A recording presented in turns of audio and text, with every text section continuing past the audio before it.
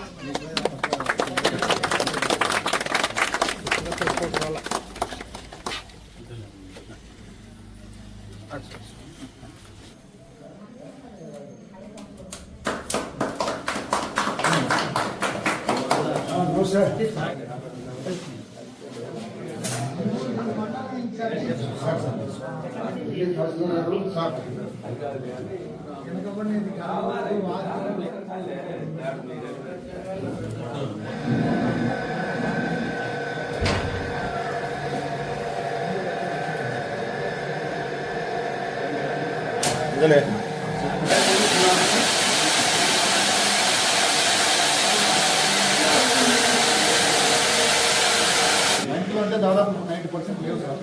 మామూలుగా వెబ్లాండ్ ద్వారా తీసుకుంటున్నారు. ఒకవేళ ఏదైనా రైతుల దగ్గర మన ప్రభుత్వంలో బ్యాంక్ ఉంటే బ్యాంక్ దగ్గరికి పోయి ఆ పాస్బుక్ తీసుకొని ఈ పాస్బుక్ పలుకోవాలి. పాస్బుక్ చేంజ్ చేస్తామంటే వాళ్ళు ఇస్తారు. అదే సార్, అదే ఇది సార్. ఇది సెక్యూరిటీ ఫీచర్స్తో, ఇది సెక్యూరిటీ ఫీచర్స్ ఇచ్చినట్టు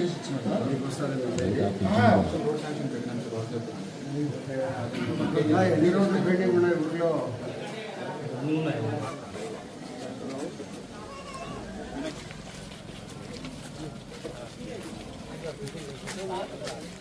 డబ్బులు ఎవరికి ఇచ్చావు?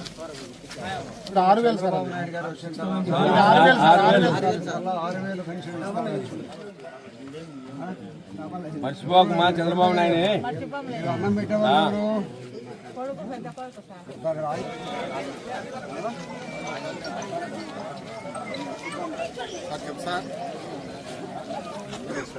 మనం ₹5 మొత్తం స్మార్ట్ మీటర్ ఈ నుంచి స్టార్ట్ చేస్తున్నాం సార్. మిగతా అన్ని మార్చేస్తాం. నువ్వు సైడ్ అన్నా, మీరు ముందుగానే ఉన్నా. మీరు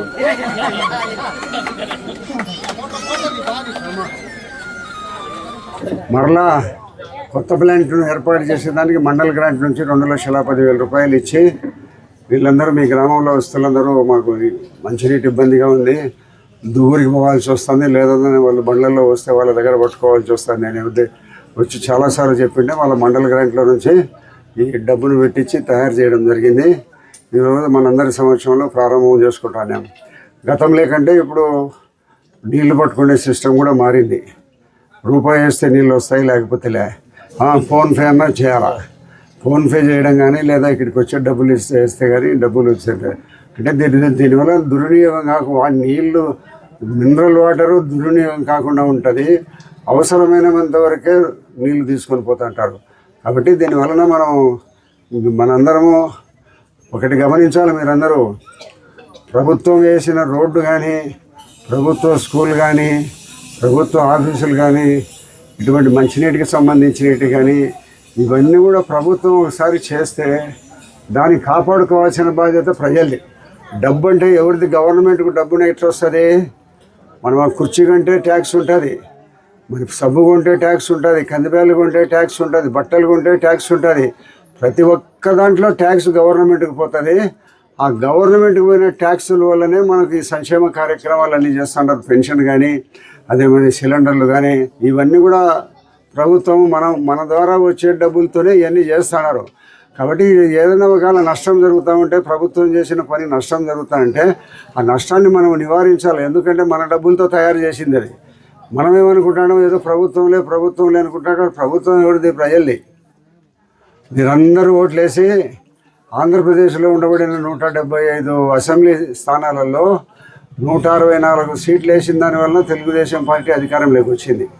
కాబట్టి మీరు వేసిన ఓటు వల్లనే కదా వచ్చింది ఇది. మనం కాబట్టి ప్రభుత్వం చేసే ప్రతి ఒక్క గ్రామంలో చేసే ప్రతి ఒక్కరిని ఒక పనిని కూడా కాపాడుకోవాల్సిన బాధ్యత గ్రామ ప్రజల మీద ఉంటుంది. కాబట్టి ఇప్పుడు మళ్ళీ కొత్తగా చాలా రావడం జరుగుతుంది. పెన్షన్ వచ్చింది, ఇంటికి తీసుకొని వచ్చి ఇస్తున్నారు రేపు 1వ తారీఖు. కానీ రేపు 1వ తారీఖున పెన్షన్ ఇవ్వాల్సినప్పటికీ మన గౌరవ ముఖ్యమంత్రి గారు 1వ తారీఖు అందరూ ఎవరు బిజీలలో వాళ్ళు ఉంటారనే కారణంగా మరి అందరూ దేవుళ్ళ దగ్గరికి రకరకాల పరిస్థితుల్లో పోతారు. కాబట్టి వాళ్ళకు ఒక రోజు ముందుగానే ఏమని చెప్పి ఈ ఊర్లో అందరికీ కూడా పెన్షన్లు ఇవ్వడం జరిగింది. మేము కూడా 1-2 పెన్షన్లు ఇచ్చినాం. అందరూ కలిసిమెలిసి గ్రామాభివృద్ధి కోసం అందరం కష్టపడాలా. ప్రభుత్వం నుంచి ఇంకా ఏమైనా కావాలని నా ద్వారా అడిగితే ప్రభుత్వం ద్వారా కూడా తెప్పించి చేస్తాం. ఇప్పటికే ఒక 20 లక్షల రూపాయలు రోడ్లు పని చేసినాం. ఇంతకుముందు ఒక 20 లక్షల రూపాయలు సిమెంట్ రోడ్డు వేయడం జరిగింది. మళ్ళీ 10 లక్షల రూపాయలు కూడా మళ్ళీ కొత్తగా శాంక్షన్ చేసినాం. ఒక 2 సంవత్సరాల కాలంలో ఈ ఊర్లో ఒక్కటి మట్టి రోడ్డు కంకర రోడ్డు లేకుండా అన్ని సిమెంట్ రోడ్లు వేసి మిగతా డబ్బులు కూడా ఈ గ్రామానికి ఇచ్చి పూర్తిగా ఏ సందు కూడా అన్ని సిమెంట్ రోడ్లు వేసే పరిస్థితి కల్పిస్తాం. ఎవరైనా మరుగుదొడ్లు కొత్తగా కట్టుకోవాలనుకునే వాళ్ళు ఉంటే మళ్ళీ మీకు మరుగుదొడ్లు ఇచ్చేదానికి ప్రభుత్వం సిద్ధంగా ఉంటుంది. కాబట్టి ప్రతి ఒక్కరు మరుగుదొడ్లు పెట్టుకోండి, ప్రభుత్వం మరుగుదొడ్లు ఇస్తుంది. ఒక 2 సంవత్సరాల లోపల పూర్తిగా ఎక్కడ కంకర రోడ్డు లేకుండా పూర్తిగా ఈ ఊర్లో సిమెంట్ రోడ్డు వేస్తాం. గ్రామంలోనే ఉంటాడా. చాలామంది నేను ఎమ్మెల్యే అయిన తర్వాత ప్రొద్దుటూరుకి రమ్మని చెప్పినారు.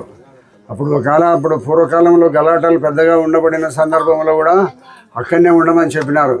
అయితే నేను ఎవరు ఎన్నిసార్లు పిలిచినా నేను ప్రొద్దుటూరులో పోవడము రావడము రాత్రి కలిపితే తప్పనిసరిగా ఇంటికి వస్తాను. కాబట్టి గ్రామాల్లోనే ఉండాలి. గ్రామాలలో ఉన్న గాలి వాతావరణము ఒకరికొకరి మీద ఉండబడిన గ్రామాల్లో ఉండబడిన ప్రేమ అభిమానం పట్టణాలలో దొరకదు. మనం ఇంట్లో ఉంటే పక్కన ఎవరు ఉంటారో మనకు తెలియదు. అట్లాంటి పరిస్థితుల్లో గ్రామాలు అనేది ఐక్యతగా పూర్వకాలంగా చాలా ఐక్యతగా ఉంది. ఇప్పుడు రాబోయే కాలంలో ఐక్యతలు తగ్గిపోతున్నాయి. ఎవరు చేస్తా అంటే వాడే చేసుకుంటాడు లెమ్మనే భావన ఉంది. ఏం చేసినా అది మనకు సంబంధించి గ్రామానికి సంబంధించిన ఆలోచన చేయాలి. మనం అట్లా చేసి గ్రామాభివృద్ధిలో మనలో సమస్యలు ఎన్ని ఉండబడినప్పుడు కూడా గ్రామాభివృద్ధికి అందరం సహకరించినప్పుడే గ్రామం అభివృద్ధి చెందుతాయి.